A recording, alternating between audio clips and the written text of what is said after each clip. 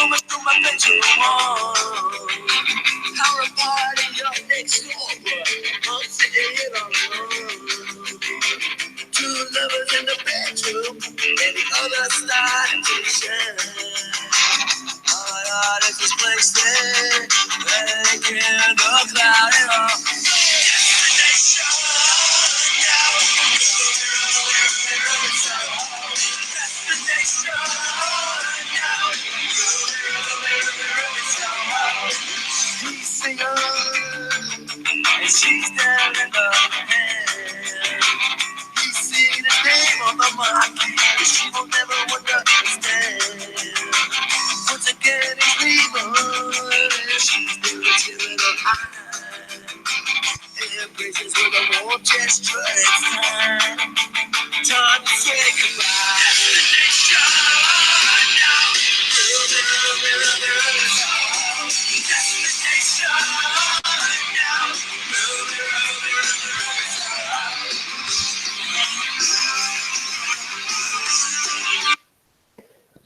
Good evening. I know it's been a little bit since I've had a chance to do another update, and I promise I will return to the Sandman series that I had started a few weeks back. But life gets in the way occasionally, and I'm taking a moment out of trying to navigate some chaos to comment on the recent news that DC Comics, with their Black Label series, in conjunction with writer Jeff Lemire and artist Dennis Cowan, will be releasing a title called The Question, The Deaths of Vic Sage. Now, as a diehard fan of the Steve Ditko created character, The Question, this is both exciting and at the same time, there's a little bit of trepidation here, because if there's anything that modern DC Comics, especially the Black Label, has shown, is that consistency is not entirely present, and focus on concepts related to character take a little bit of a back seat to a little bit of politics at times. Now, the Batman Damned series was excellent. I've only read issues 1 and 2. I own issue 3. I haven't had a chance to crack it yet. And the art was engaging. Story was good.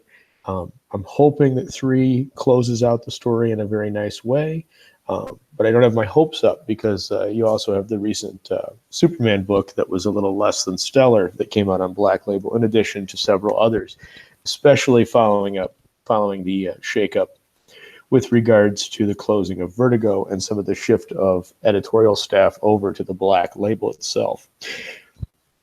Let's just jump right in here, shall we?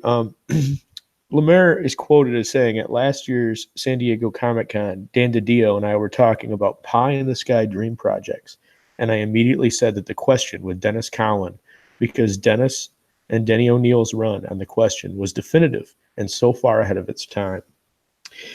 Now, this will be an actual Vic Sage book, obviously by the title, The Deaths of Vic Sage, and will not include the Renee Montoya character that was released during the New 52 run. It will focus just on Sage, and it's focusing, based off what Lemire's saying here, about the existentialism of The Question, Vic Sage finding that he's multiple reincarnations of an entity or a being or a spirit or a person dating back to the 1930s in the West. Now, the original Question was created at Carlton Comics by Steve Ditko, and it was kind of a watered-down, more accessible version of his previously developed character, Mr. A, who was a very black and white, good versus evil character. The Question himself also, as was Mr. A, were devout followers of the Randian philosophy of objectivism. Now, your exposure to objectivism in modern society probably comes from just 2 books, The Fountainhead by Ayn Rand and Atlas Shrugged by Ayn Rand. You'll see multiple comments in it as well related to almost anything that Zack Snyder is involved in, because Zack Snyder is a self-confessed follower and believer of the objectivist philosophy. Now, I am very sympathetic towards the Randian philosophies myself. I find them to be guiding principles in my life. So that aside, what does the character of the question represent? The question represents, at essence, in 2019 terminology, selfishness. He is going out of his way to do things because he feels it makes it right. And it's not in a woke sense. It's in a sense of a true philosophical sense. It's not a social justice warrior sense. It's the morality of a man is defined by its action sense, which is a concept that I'm really interested to see in how they tackle. Because later in the article, and perhaps even more telling, they make the statement that they're looking to bring about more of a modern feel to it. In Lemire's own words, it says, he didn't want to remix and revisit some of the ideas at work there in a way that made them feel even more relevant in 2019. More relevant in 2019. That gives me a little bit of hope. Lemire is an excellent writer. His current series of Gideon Falls, available through Image, is something that's on my pull list, and I enjoyed quite a bit. And I'm hoping that he takes that same level of writing into it and is able to bring about more depth and perhaps address that philosophical difference between how modern society views the character aspects of the question that are so ingrained from Ditko's creation back in Carlton to where we are today, where those traits are viewed as negatives. I mean, there's really an excellent opportunity to portray him as an anti-hero, but this inclusion of existentialism kind of throws a curve in the road. They can definitely do damage here if it's not handled very deftly. Now, the inclusion of Cowan as well as the artist, who was the primary artist that worked with Dennis O'Neil on the DC question run, that took the character that Ditko had created following DC's acquirement of Carlton and all of their library of characters. And within the first issue, put a bullet in his brain, and then, or he got shot in the head, and then changed his philosophy from that of an objectivist philosophy to more of an Eastern philosophy of Zenism. It's interesting to note that the suggestion in that first quote that I read was that they're going to try to strive away from that. So what we have here is an excellent opportunity for DC Black to define themselves as separate from the rest of the brand.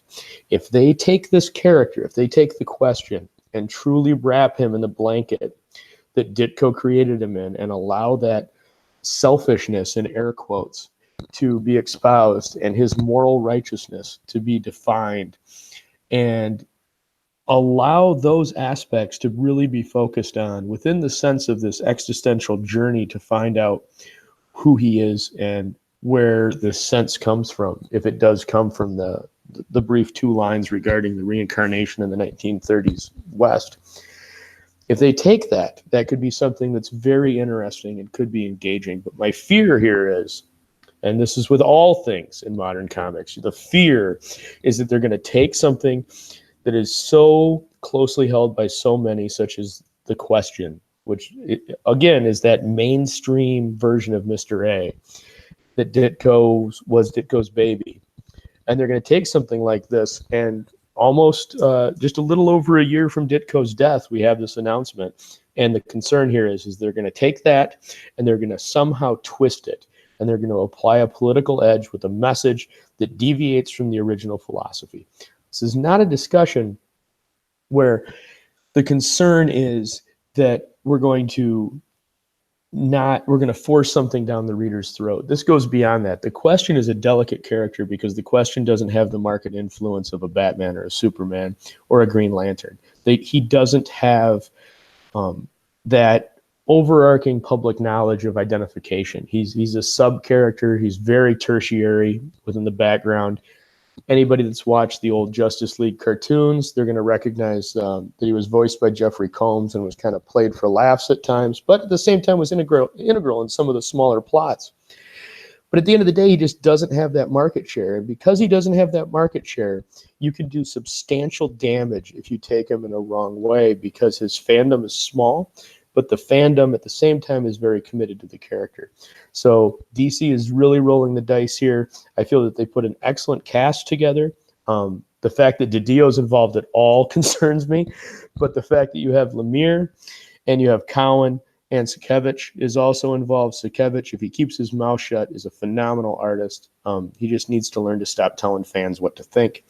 But I think that's a general problem across all of modern comics. So I have high hopes for this. It'll definitely be on my pull list. It's something I will be purchasing. I look forward to when it does come out, that I get a chance to read it and comment to all of you on it and share my thoughts. But in the meantime, I have ever so slight hopes for the future for the Black Label if they do take this down the path that I truly hope they do, based off of what they did with Damned. And here's hoping that the question can be reborn. And although we never will get an answer, perhaps we can have a return of the question itself. So thank you very much. Remember to like, subscribe, and ring that bell, and share often. Thank you very much. Good evening.